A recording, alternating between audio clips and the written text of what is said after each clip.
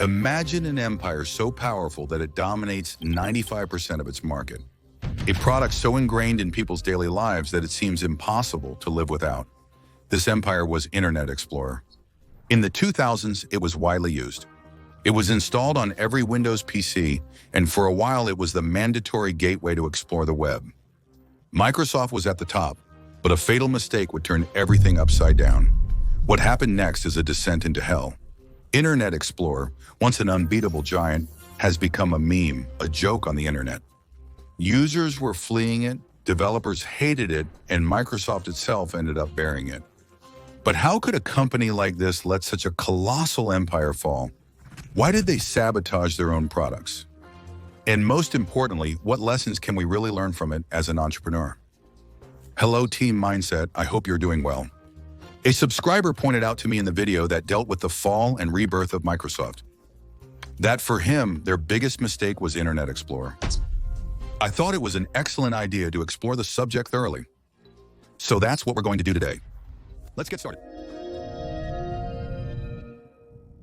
In 1995, Microsoft, already a computer giant, realizes that the future of digital technology lies in the internet. At that time, the undisputed leader of browsers is Netscape Navigator. But Bill Gates sees an opportunity. He wants to integrate a browser directly into Windows to control access to the web Internet Explorer. As a result, Point Zero is created and integrated into Windows 95. Initially, it's just one project among many. Microsoft soon realizes that browsers will be crucial for the internet's future. If Windows becomes the gateway to the digital world, then Internet Explorer must be the key that everyone uses. In 1998, Microsoft makes a big move. Internet Explorer becomes free and, above all, pre-installed on all Windows PCs. This maneuver, it completely changes the rules of the game. Netscape, which was selling its browser, then faced difficulties. Why pay for software when another one is already there, ready to be used when I turn on my computer? In a few years, Netscape is crushed and Microsoft sweeps the stakes. The company doesn't stop there. Internet Explorer evolves rapidly with more efficient versions, as Internet Explorer 4 and Internet Explorer 5 establish themselves as standards. And in 2001, the release of Windows XP, a moment of nostalgia for the older ones, is accompanied by Internet Explorer 6, which marks the peak of the browser. With an absolute monopoly, Microsoft dominates the market. More than 95% of internet users use Internet Explorer, which has become the web standard. All businesses, all administrations, and virtually all websites are designed to work primarily with this browser. Microsoft appears invincible now. Internet Explorer has transcended being mere software and become a worldwide infrastructure. Its reign seems unshakable, but this very domination will lead to its downfall. Thinking they had won the war once and for all, Microsoft made several mistakes, one of which would prove fatal. Instead of massively investing in the improvement of Internet Explorer when it reached its peak, Microsoft let it stagnate.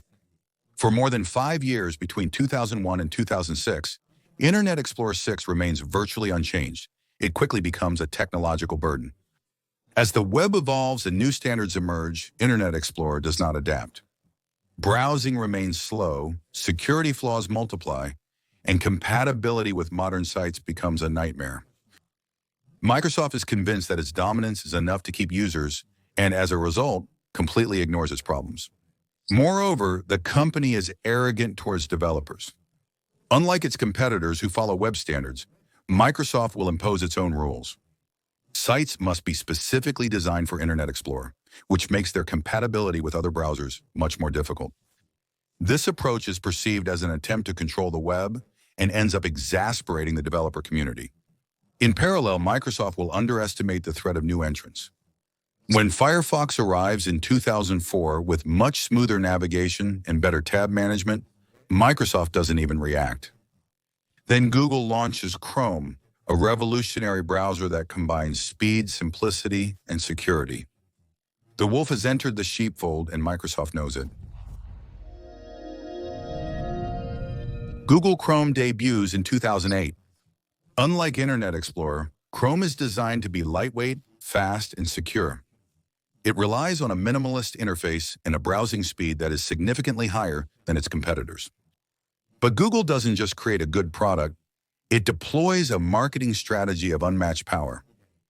From its launch, Chrome is massively promoted on Google's homepage, which receives billions of visits each month. As you know, if you've seen the video on how Google turns your clicks into billions, you'll find it in the description.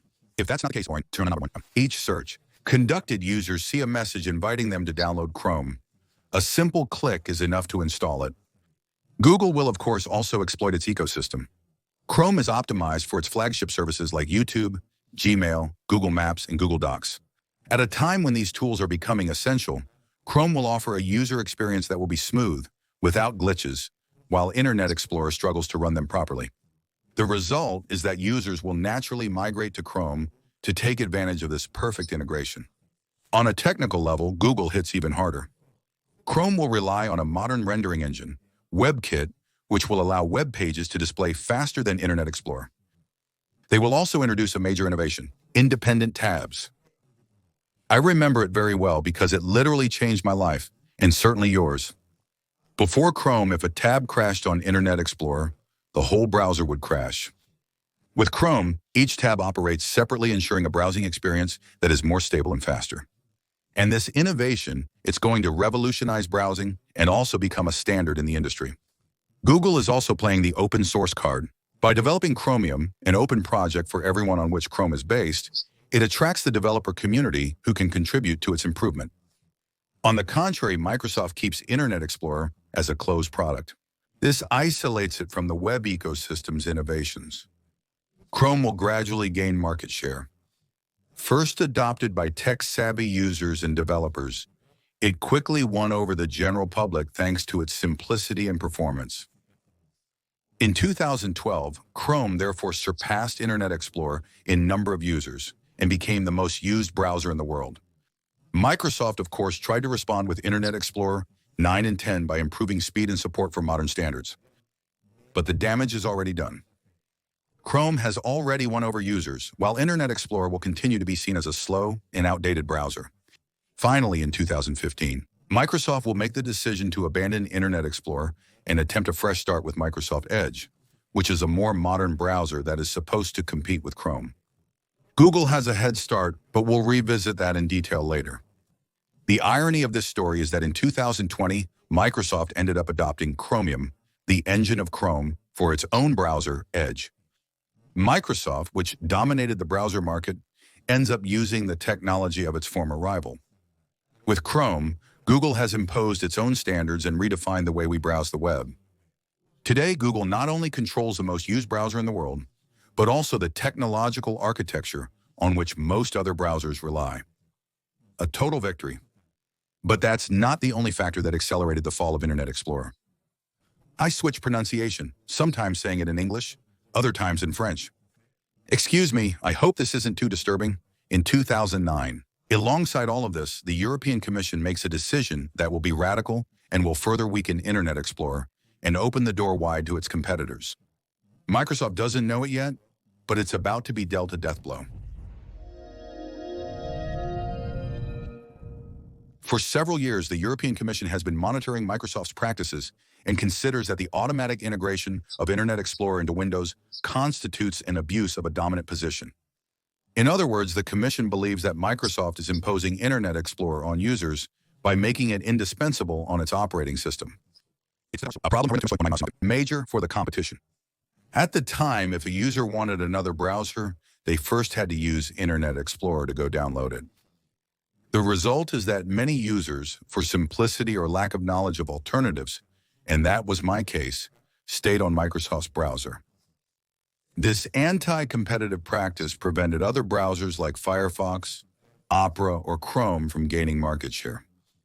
In 2019, after years of pressure and legal battle, the European Union will make a historic decision. Microsoft must integrate a browser selection screen into Windows. From now on, when a user sets up their computer, they see a menu that offers them to choose between Internet Explorer Chrome, Firefox, Opera, and Safari without any being imposed by default. As you can imagine, the result is immediate. Millions of users who had never considered using another browser suddenly discover that they have a choice. The trend will quickly emerge. The majority of them will opt for Chrome or Firefox, which are perceived as much more modern and much more efficient. For Microsoft, it's a disaster. Internet Explorer, which is already struggling against Google, is experiencing a sharp drop in its market share. In a few years, the browser, which once dominated at 95%, finds itself largely in the minority. This setback from European regulation will hasten the giant's decline and provide Google a prime chance to strengthen its dominance. The most ironic part of this story is that Microsoft, which had built its empire by crushing Netscape with the same practices, finds itself a victim of the same mechanisms that allowed it to dominate the market. But this story is not over yet. As the image of Internet Explorer is irreparably tarnished, Microsoft is therefore going to attempt one last maneuver to restore its reputation and get back in the browser race. Following defeat to Google Chrome and European Union intervention, Microsoft realizes it's time to move on from Internet Explorer. The browser has become a joke, a symbol of slowness and inefficiency. It's beyond salvage. Rather than trying to modernize it, they are therefore going to make a radical decision to abandon it and start from scratch with a brand new one. So, in 2015, Microsoft announces Edge, a browser supposed to correct all the mistakes of Internet Explorer faster, more modern, more secure. So, Edge is designed to compete with Chrome and win back lost users. Unlike Internet Explorer, Edge better supports web standards and offers a much smoother experience. It also highlights Cortana, Microsoft's voice assistant, as well as note-taking features directly integrated into the browser. But despite all this, it's not catching on. Most users have already migrated and see no reason to return to Microsoft. Edge has an image problem as Internet Explorer's successor, causing many to avoid giving it a chance. Even worse, Microsoft makes the strange decision to make Edge exclusive to Windows 10, thus limiting its distribution among users of other systems. Google, however, continues to apply pressure. The beast is wounded and must be killed. Chrome continues to evolve at a very sustained pace, with regular updates and remains deeply integrated into the Google ecosystem. The performance and simplicity of Chrome mean that Edge can't find its place. Faced with this failure, Microsoft makes a new decision in 2019 to abandon its own rendering engine and adopt Chromium, the technology that powers Google Chrome. This announcement is an admission of defeat. Microsoft lays down its arms. Rather than competing with Google, they resign themselves to using their engine, thus signing the total victory of Chrome over Internet Explorer. With this transition, the good news for Microsoft is that with this move to Chromium, Edge will become a much more efficient browser and more compatible with web standards. It will even gain in popularity by surpassing Firefox in market share. But one thing is certain, Microsoft has never regained the dominance they had with Internet Explorer. The browser market now belongs to Google. The Internet Explorer story teaches entrepreneurs and leaders that monopolies don't ensure success. Microsoft had an overwhelming domination with millions of users, a browser installed on every Windows computer. But they made the fatal mistake of underestimating the competition and stopping innovation. Google, on the other hand, did exactly the opposite. They came up with a better, faster, and simpler product. They understood the needs of the users and were able to exploit their ecosystem to establish Chrome as the default browser of the modern web. Another interesting lesson to remember is that the game rules can change anytime. Microsoft, which had used aggressive practices to crush Netscape in the 90s, saw these same practices turned against them. With the European Union's intervention, markets can evolve due to technology, regulations, and political decisions. Ultimately, the fall of Internet Explorer is the perfect example of an empire collapsing under its own weight. Like Alcatel, the French giant who, while it was ahead, made catastrophic strategic decisions that led it to total disappearance, as we see in the video that is displayed.